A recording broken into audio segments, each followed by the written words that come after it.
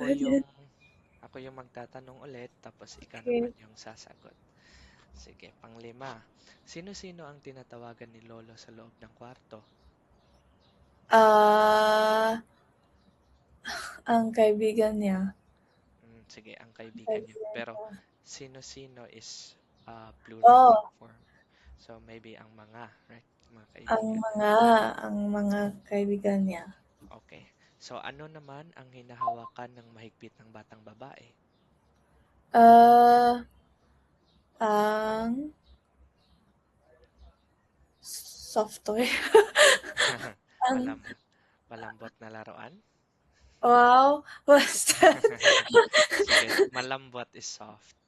Ang malam Lambot. malambot. Oo, Ang malambot na laruan. na laruan Mm, niya. okay. Sige, Okay. saan nila inililipat ang mga kahon ngayon?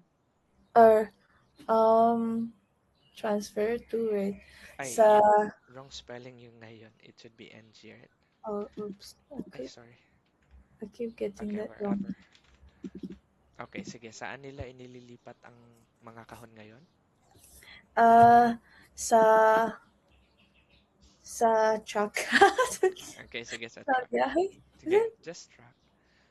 Sa Sa kotse or sa sasakyan, kotse. truck. Pwedeng truck, yeah. Oh, you can just say truck. Oo, pag yung malaking sasakyan. Sa likod sa no, sa loob ng truck. Okay, sa loob ng Ok truck. okey, Kanino, kani kani-kanino kinikwento ni Ana ang nangyari kahapon? to whom? Oo, Ang plural.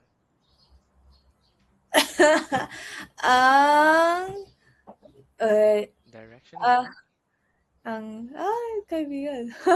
Ang ang Okay, however, kanino is direction like to whom? to whom? Mm-mm. Kay Oo.